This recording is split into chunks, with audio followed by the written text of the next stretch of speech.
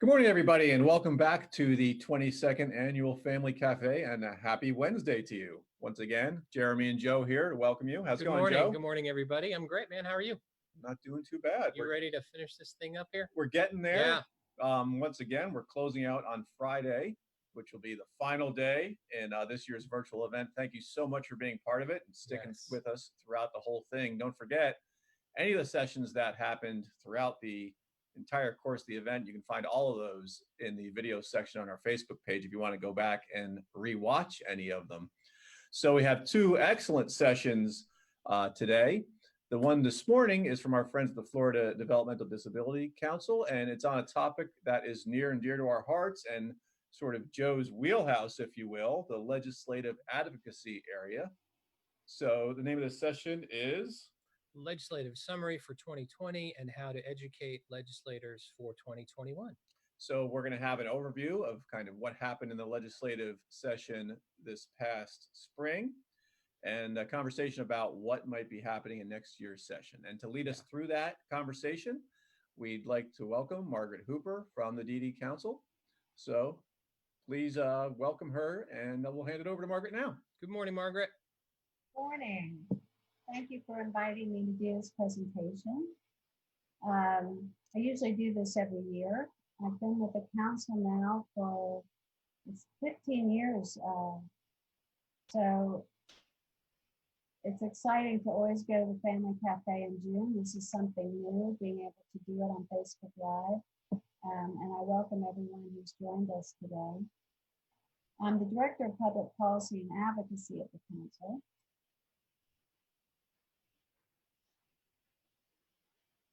And hold on a minute. I've already had a technical difficulty. Okay. For those of you that don't know what the Florida Developmental Disability Council is, I'm just going to take a moment to tell you. Our personal mission here in Florida is to advocate and promote meaningful participation in all aspects of life with Floridians with developmental disabilities. And we are funded through the federal government, 100%. Through the Developmental Disabilities Act, and every state has a council. And what we do is we implement programs to help include people with intellectual and developmental disabilities into the community. And part of doing that is educating legislators to change laws to help sustain these programs so that they're ongoing. So that's what I'm going to talk to you a little bit about today. Last session, we had our top legislative priority was preservation and improvement of the I-budget waiver. And some of you may know what the I-budget waiver is, some of you may not. Let me briefly explain that it waives your right to institutional care by giving you the option of using funding to be included in the community. And what that means is you could live in your own apartment, you could live with roommates, you can stay in your family home so that you can live with your parents and not have to go into more institutional type care. And Florida's been very successful with our waiver program. We include over 70% of people on the waiver are actually living at home in the community. The other 30% are living in group homes and receive residential care. So part of our waiver program was we had a big campaign that we did public relations. We had a logo. We put out a lot of flyers and paperwork that we gave to our stakeholder groups, like the Family Cafe, like out of Florida. And it was Save the I-Budget because it's the right thing to do. And our position statement, we always have to have a position statement that guides what we're doing here at the council, is that we do support a waiver program, and it must include services that encourage inclusion in the community, a meaningful life, and help to avoid costly and or restrictive institutional care. So we had part of the base of this before I get into our first recommendation is why were we trying to save the I budget? That's kind of dramatic. And we felt that that kind of language was necessary because we were hearing from a concerned legislature that, again, the Agency for Persons with Disabilities I budget waiver program was in a deficit. So what that means is that they were spending more than the legislature had given them. And they were talking about making cuts, cutting services, provider rates, and maybe even moving the program into a managed care system. So the first thing we needed to do was to stabilize the budget deficit. So we advocated, and I say we by our 30 council members that have been appointed by the governor, and also our stakeholder groups, Florida SAND, our self-advocacy network. Some of you all might be watching today. We do partners in policy training, and some of those members were helping us. And then we work with ARPA Florida Association for Rehab Facilities, and or Florida ARP, as they call now, to help us promote our Save the I Budget program. So it was a lot of money, $241 million deficit. That's a lot of money. Now that includes the federal match of 60%. So the federal government will match money into this program as 60-40. But still, $241 million is a lot of money, and that was 2 years worth of deficit. And the advocates convinced the legislature to preserve the program, to stabilize it by putting that funding into the budget. So that was our first success, and a very important one. Now, one of our recommendations was to support yearly increases in utilization so we wouldn't end up in a budget deficit. If you have a group of people, and there's about 35,000 right now that are being served on this waiver, and then 20,000 others that are on the waiting list,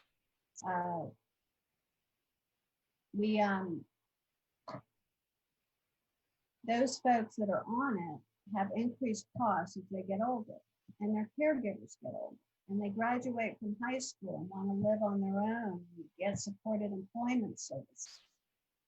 All those services can cost more money as you get older. And recently, the legislature has not been including extra money to take care of what we call significant additional needs. So the first thing we wanted was yearly increases in service utilization. And yay, we got it. We got $58 million provided to fund these costs and other costs that might be accrued for people already on the waiver. Now, our second recommendation is to get at a very minimum 10% of those 20,000 off the waiting list. And to have that recommendation as at least a minimum every year. Now, there have been some years when nobody's come off the waiting list. And unfortunately, next year might be one of them. And we'll talk about that as I go through the project here, the program. So our outcome this year was $30 million was dedicated to bring a minimum of around 1,000 people off the waiting list. And that includes people in crisis because they are prioritized as first. Crisis means you're homeless. Crisis means that either you or someone in your family is a danger to self or others and needs to be put up at the front of the waiting list. Now, recommendation number 3 was an increase in provider rates for all I-budget services defined under personal supports. And we've been working on this for a few years before this under our Pay Fair for Care program, and many of you helped us with that. And this year we got a nice budget allocation for this category of provider rates of $27 million. And I did this presentation before, and we included Sarah Goldman's picture, one of our newest council members and newest self-advocacy members. And she helped us with this program in our initial Save the I budget video by educating legislators on why she needs personal supports. And she took them all the way through her day on how important personal supports are to her so that she can work. And we're very proud of her, very thrilled she's a member of our council. Now, recommendation number 4 was to steer clear of for-profit managed care. And what we worry about there was with funding at a minimum, and Florida, unfortunately, is 49th in the funding that they put towards people with intellectual and developmental disabilities. And if you put a for-profit managed care system into the mix, they're going to want to make a profit. So that would probably mean less funding for people on the waiver. So this year, the legislature backed off that idea. We had heard rumors of that, which had worried us.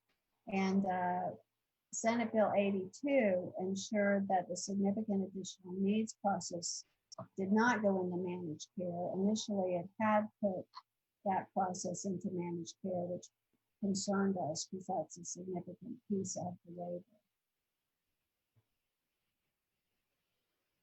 Other outcomes.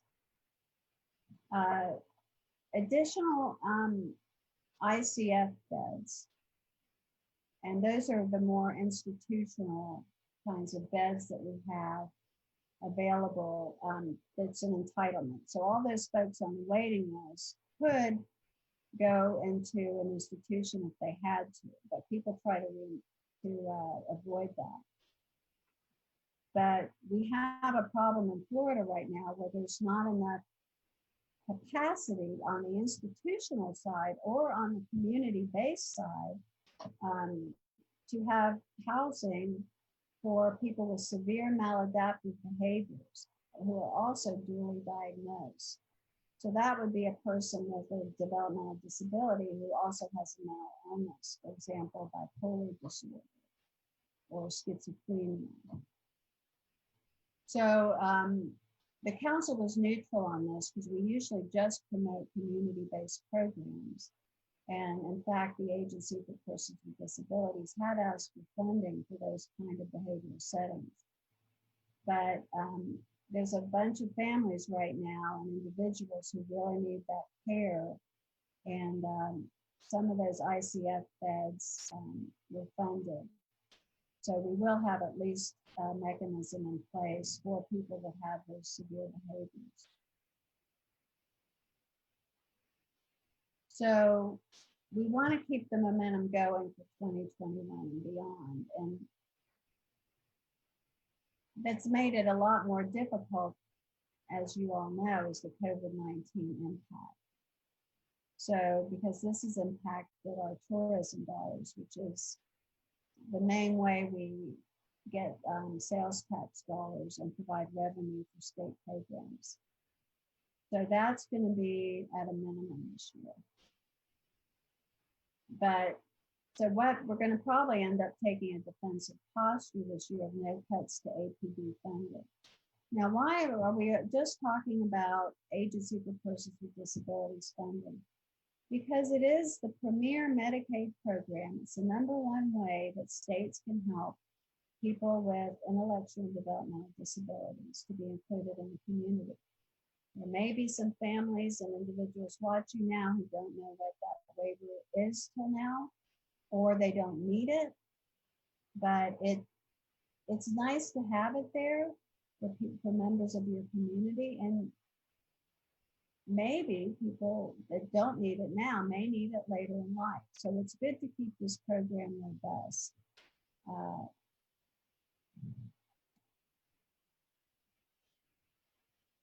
So now I get to the advocacy piece. And before I do that, I just want to, maybe I'll back up.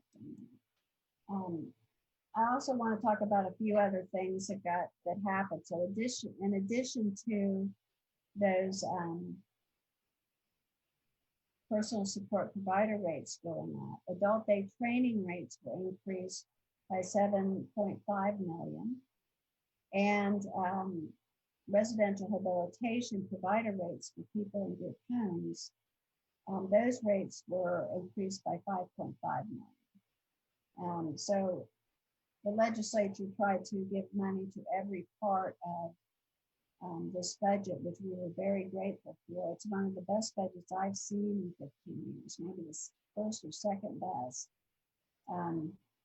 So what's going on right now is we have 13 days for the governor to make his vetoes. And there's also about 10 more bills at least that are waiting for him to sign, and he has to sign them by June 30th, or veto them. And one of those bills is Senate Bill 82 that I talked about earlier, that provides guidance for the agency for persons with disabilities. And then there's the whole budget. And of interest too is a vocational rehabilitation program bill that would help make it easier for individuals to transfer from their high school program to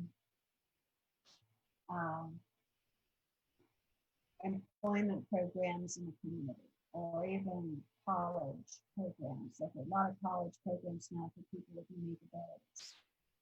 So those are on the table still. Maybe Joe and I can talk during the question and answer about what we think might happen. I tend to think that he won't need to veto as much, given all the federal funding that came in. We had $12 billion coming to Florida to help offset our revenue shortages. And we already had $2 billion in savings. So we have, compared to some states, I think we're in good shape as far as taking care of the rest of this year. Next year's a whole different story. And as I said before, it will probably have the banner of no cuts to APD or iBudget waiver funding.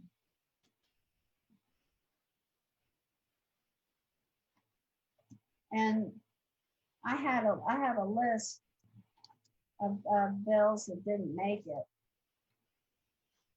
this year, and they were all disability related. A lot of them made it right to about the last week of the legislature and just didn't get picked up. But I was really proud this year how a lot of self-advocates worked with legislators to actually get bills to be heard. They got sponsors for the bill. Some of them made it through some committees, so they could come back next year and try again. Ones that did go through were an extension of 5 years for the ABLE Act that allows individuals with disabilities to have special funding in place as they go forward. Sort of like some of the names escaping me of the kinds of programs that families use to save money for college education for their children. And people with disabilities wanted a similar program. So that's what the ABLE program does. And that was extended 5 years. And another one was some parents especially wanted to be able to put a D on a driver's license of somebody who was driving but had a disability, so it would alert any officers in case they were stopped, if this person had a disability that might make them act differently than some other people they would stop. And that bill passed and has been signed by the governor.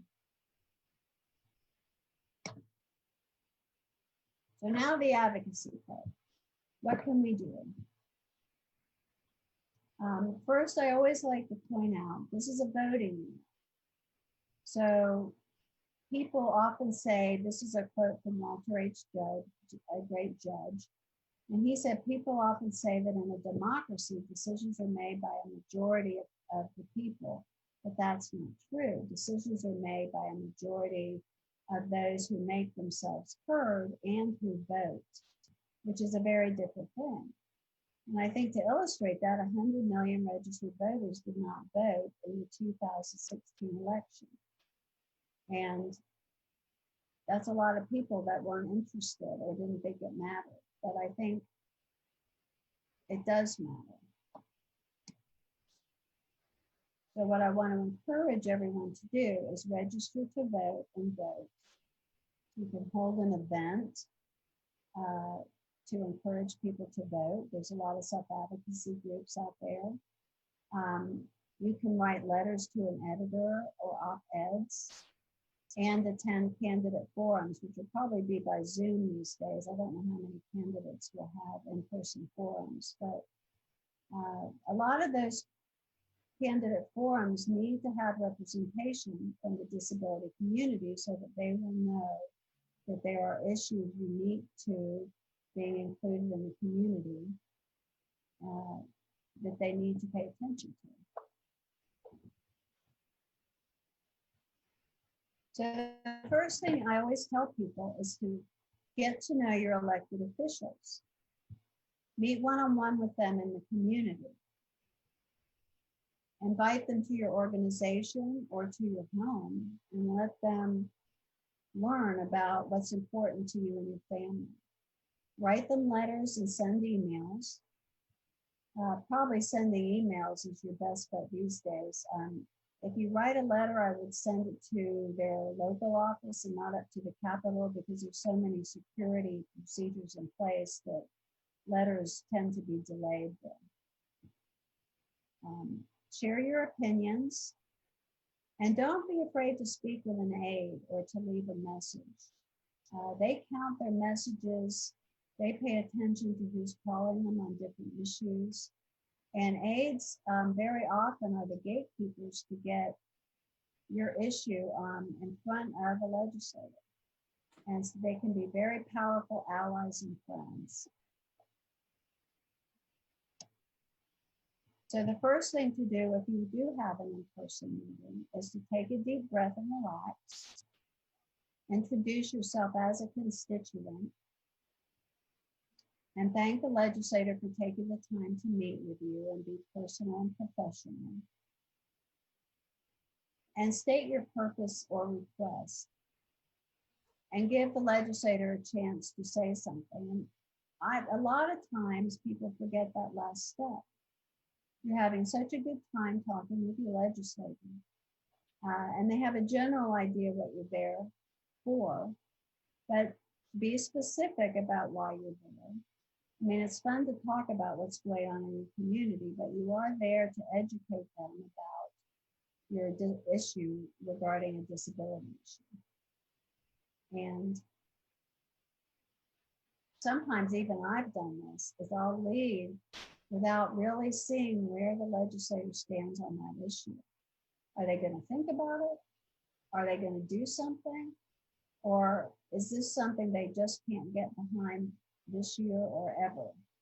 You really need to know where they stand. And it's kind of scary sometimes because they might not agree with you, but it's important to urge them to make a decision and let them know what they think about it.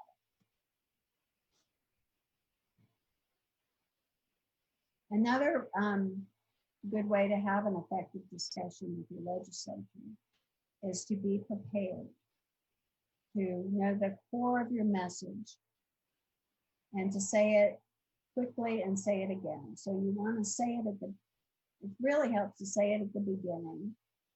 Use the middle of your conversation to explain a little more about it, and then summarize it with a sentence or two. These legislators see a lot of people and they have a lot of different issues. So it really helps to say things clearly and concisely and simply so that they can remember it.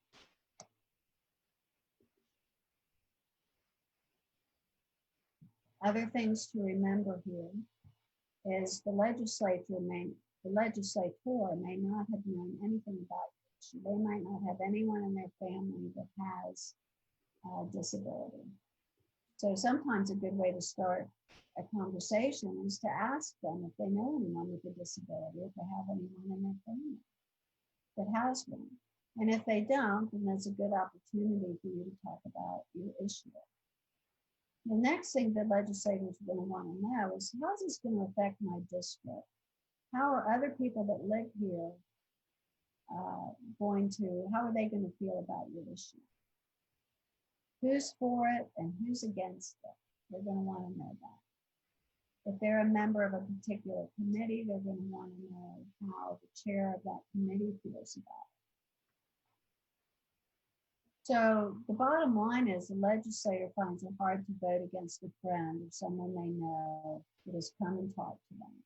You're making it harder for them to disregard your issue or to vote against you. Now, another part that's another good reason to go and speak to a legislator is that you can tell them your story. So I like the Indian proverb of tell me a fact and I'll learn, tell me a truth and I'll believe, but tell me a story and it will live in my heart forever. And that's because personal stories hold your attention and they trigger feelings. People tend to remember them. And it's a good way to influence people.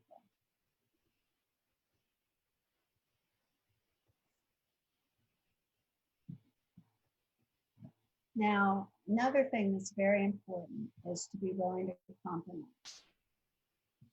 And these days, that's really a hard point to get across because the biggest part of our legislative process, the reason we have two parties, the reason we have three branches of government, the reason we have state government autonomy and over many issues is because we compromise. We try to come up with the best solution that pleases the most people.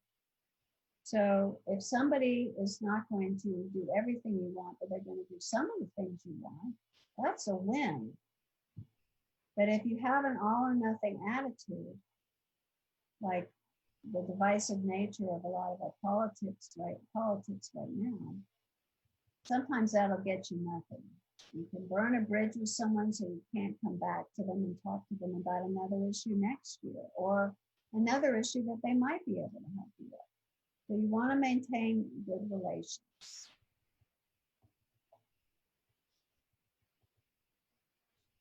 Now, another important thing is to leave an impression. Give them something to remember you by. Thank them. A handwritten thank you note is always appreciated. That's nice to do. But in addition, I would also do a thank you email, thank you phone call, and remind them about a bill number or the issue in the summary. So they'll also have something in writing left from you. And then thank them for really taking the time to meet with you.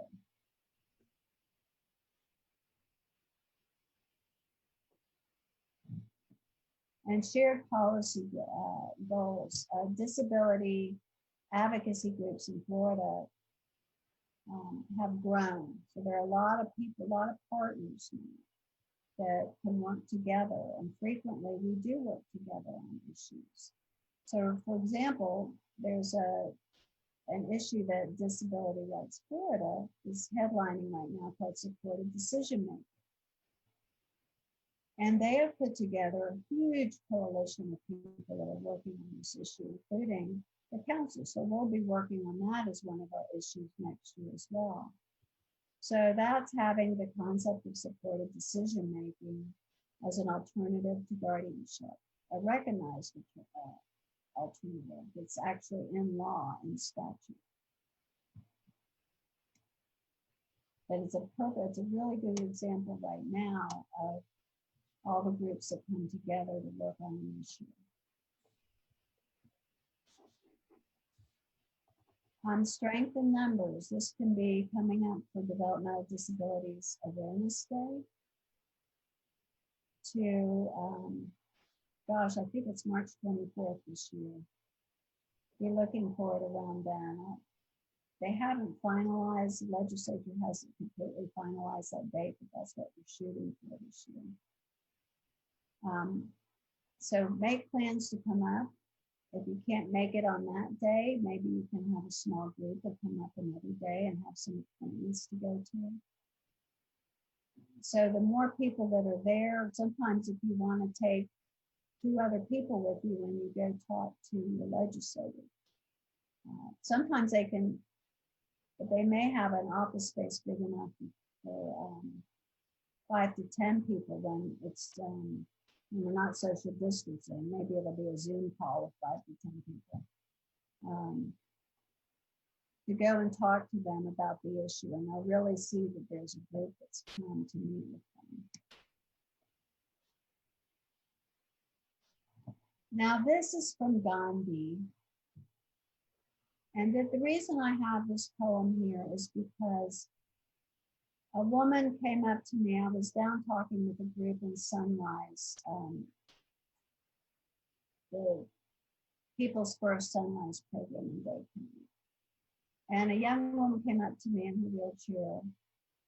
And she said, she parted the crowd. It was very dramatic because this lady had a lot of influence. And she said, you know, I went and did all this last year and it didn't work. And my message from that kind of experience is that sometimes that's going to happen. And sometimes it takes anywhere from 3 to 10 years to get some legislation through or to make a change. But this poem kind of gives you the idea of why we all need to be working. Because it's the action itself, not the fruit of the action, that's important. It's about doing the right thing. It may not be in your individual power at this moment or in your time that we'll see any difference from it. But that doesn't mean we have to stop doing the right thing. We may never know what the results are from that action, but if you do nothing, there will be no result. And I think that's so important. And a lot of us that go up to the Capitol and influence and educate legislators, we're not sure who did it. You know, sometimes I want to take credit for something that happened, but it might not have been me at all. It might have been somebody's family friend that came up and said, you know, that bill for people with disabilities, I think it's really important because I have a friend who would really benefit from it. It might have been that conversation that moved the legislator. We don't know, but we want to be part of doing the right thing, sharing our experience and educating legislators.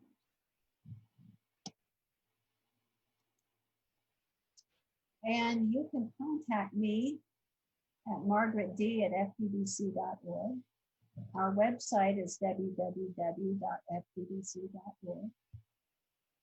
And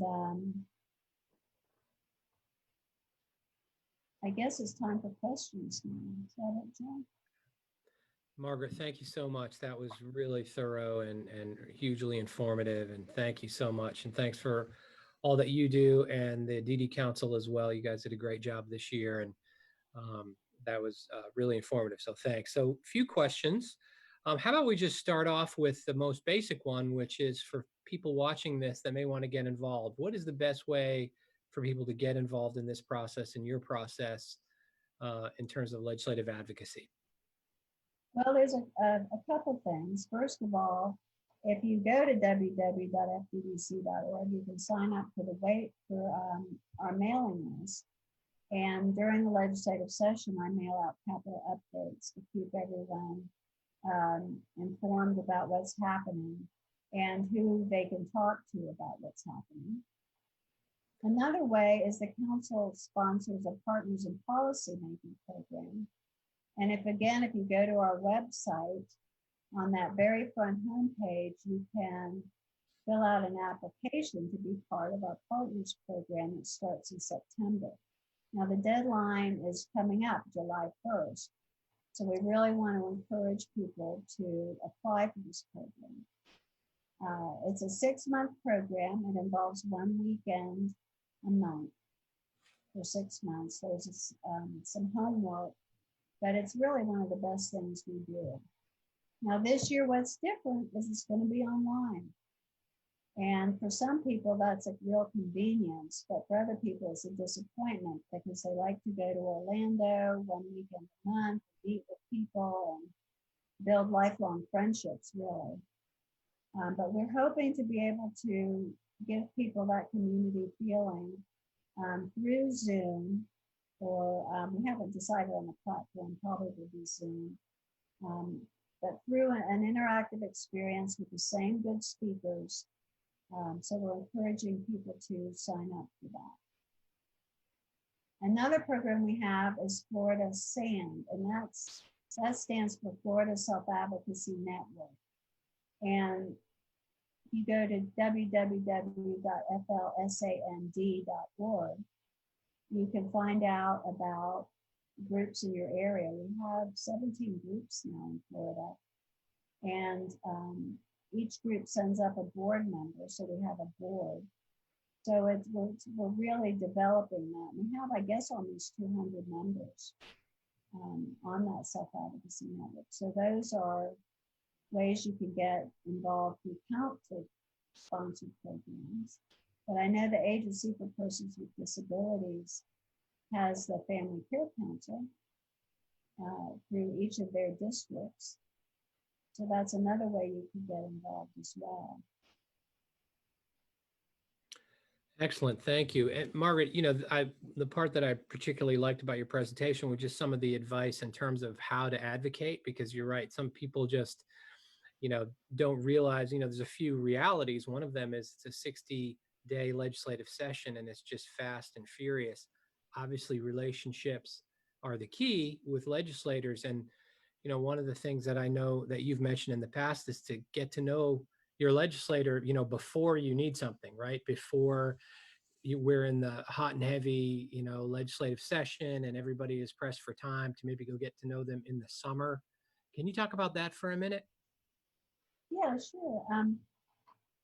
Ideally, you want to become the person they call for advice on developmental disability issues. They'll pick a family or two that has to deal with community issues that have to do with disability. And they'll say, do you like this bill? Or do you think we need funding in this area? And if they know you, they'll have their aid, or they'll call you personally to find out how you feel about an issue. So the closer your relationship is with them, the more influence you can have.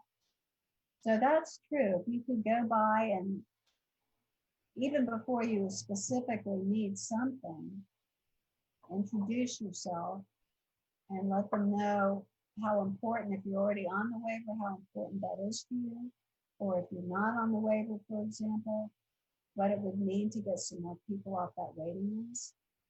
The council also does programs around housing, transportation, and employment. And some of those programs may be important for the individual. So it helps the legislator look at things through your glasses, and you want to be one of the people that they call and someone they recognize. Absolutely. And, it's funny that you say that, because that's exactly the same thing that Bobby Silverstein said the other day when he was talking. The ultimate advocate is not necessarily the person that can get in and all that. It's the person that the legislator calls, because we don't always realize how helpful that is, especially in a state legislation situation where there's just so much information coming at you. To have somebody back home that you trust, when you've really developed that trust, that is just critical. And that, instead of trying to get to them, they actually reach out to you. That's kind of the ultimate scenario. I also love when you talked about how to tell a story, because again, sometimes these things can get depersonalized.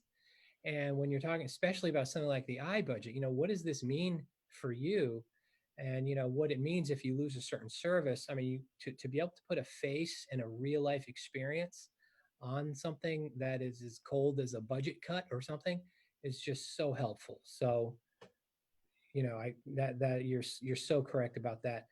Can you talk to us for a second just about, what we're worried about in terms of the budget cuts? I know that, I know the governor obviously has until, has a couple more weeks to sign the budget and or veto things, which I think we all expect him to do, obviously out of some necessity here. What are you looking at in that regard, and what should we be looking out for? What can we do to help you? Well, we wrote a letter to the governor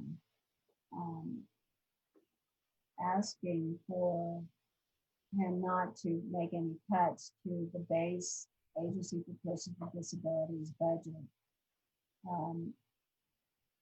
Our argument is that if you make those cuts, you're probably going to end up paying for it, maybe even in a more costly fashion in institutional care or crisis care down the road. Now, I think that the governor, what I've seen governors do in the past is they look at all those little community projects that are in the budget. Some people call them turkeys. And some of those turkeys are really important. And so I don't want to insult anybody about that, but there are a lot of programs that got funded this year that were locally based.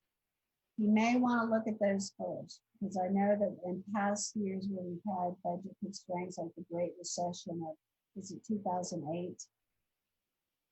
They didn't even fund community projects that year. So they may be looking at some of those programs, especially with concerns about revenue. Some of those may be the first to go, but I'm hoping they won't go into core programs like our Medicaid programs with any cuts. But the governor does have line item veto authority. So if any of you are concerned about that, I will call and leave a message. The governor's looking at all this right now, and let him know not to make any cuts to the waiver. Yeah. That's actually a good point, because, typically you think about your advocacy during the legislative session and building a relationship with legislators, but we're in this unusual situation where the governor's looking at making some cuts to the budget before it gets signed because of the pandemic. So this is a good moment to reach out to the executive part of your state government, let the governor know what's important to you so he can hopefully preserve those things. Well, and, look, we appreciate, the governor, in his budget and the legislature, we had a historically great year this year for APD and many of our programs. And, it's disappointing that we're in this situation, but yeah, that's a great point. Hey, we had another question just pop up, which is a good one. In addition to the I waiver, what other areas should we focus on in the 2021 legislative session? Well, I can look at some of these. Well, I can talk about the Sadowski Housing Fund. That's one thing I'm a little worried about. This was probably the second time I've ever seen them not touch that Sadowski Housing Trust Fund. And why that's a big deal is it's funding set aside for low-income housing and for people with special needs for that housing. So a lot of people with disabilities can access that. Unfortunately, many people with disabilities have low income. And so whenever that funding is available, there'll be more choices of not just affordable housing, but also accessible. A lot of people need wheelchair accessibility and other kinds of ADA approved accommodations in the housing. So we always look at that funding.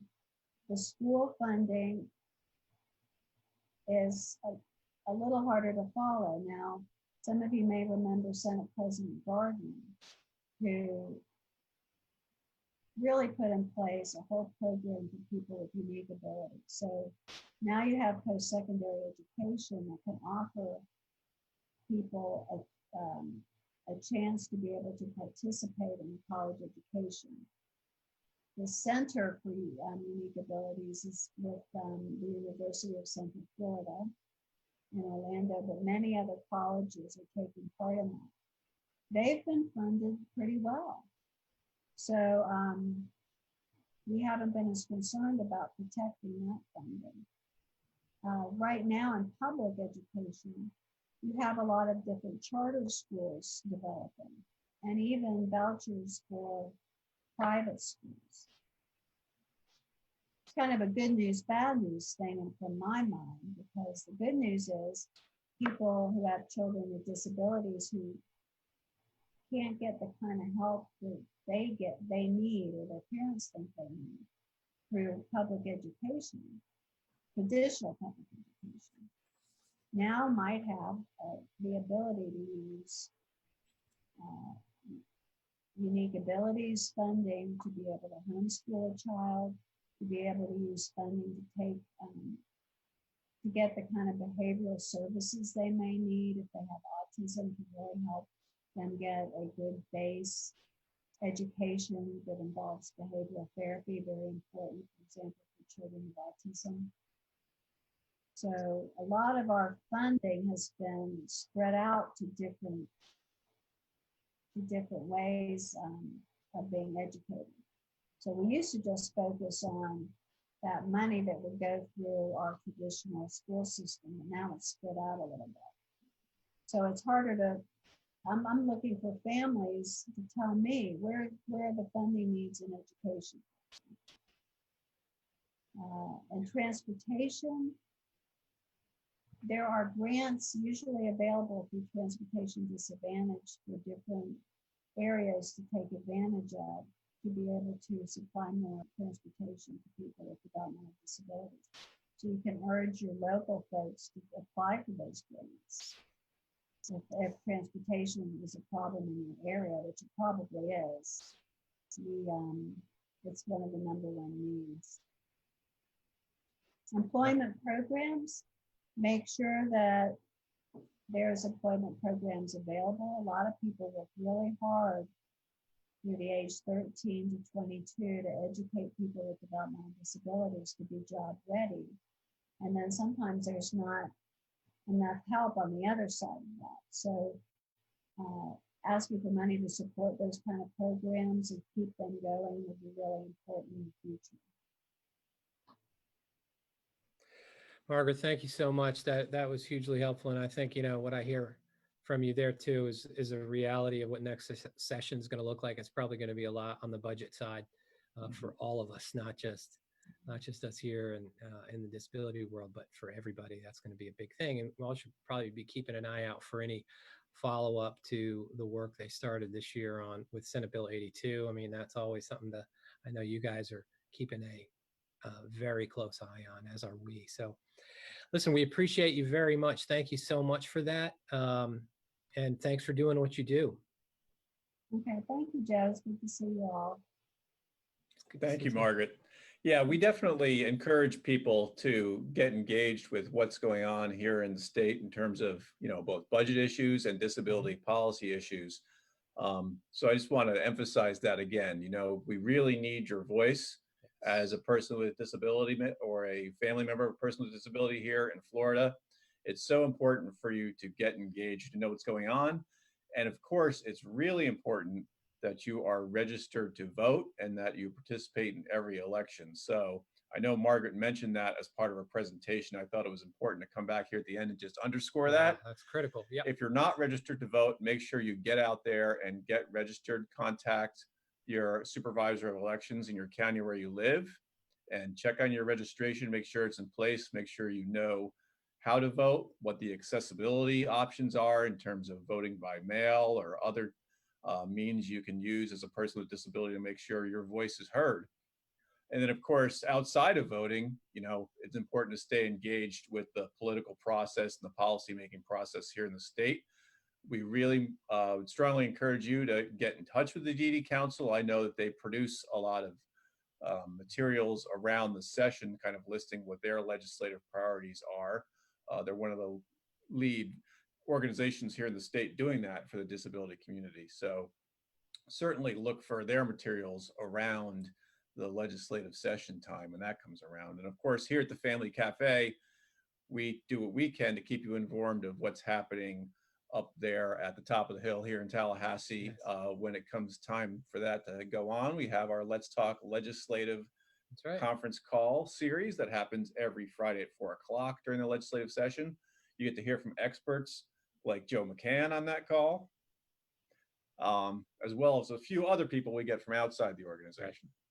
And we'd also print our Change Agent Network newsletter. So we try to do a recap of what's happening policy and legislative wise there as well. So that, I think, puts a cap on this morning's sessions. What do we have going on this afternoon at 2 o'clock, Joe? At 2 o'clock, we have youth mental health with Jill Hill from the Partnership for Child Health. Right. So Forward to once that. again, two important topics Yes. being covered there. Mental health, which of course is an essential part of our efforts to be a cross-disability organization that is thinking about not just physical, but mental and behavioral wellness as Yeah. well. Especially now. Yes. And we're also putting a little bit of our focus on transition age youth. You know, transition age youth can have some unique vulnerabilities around their mental health when they're in that part of life. So that ought to be a great session. And we definitely encourage you to come back and listen to that one at 2 o'clock this afternoon. Let's do it. So until then, thanks very much for tuning in, and we will see you in a couple hours. Thanks, everybody. See you at 2.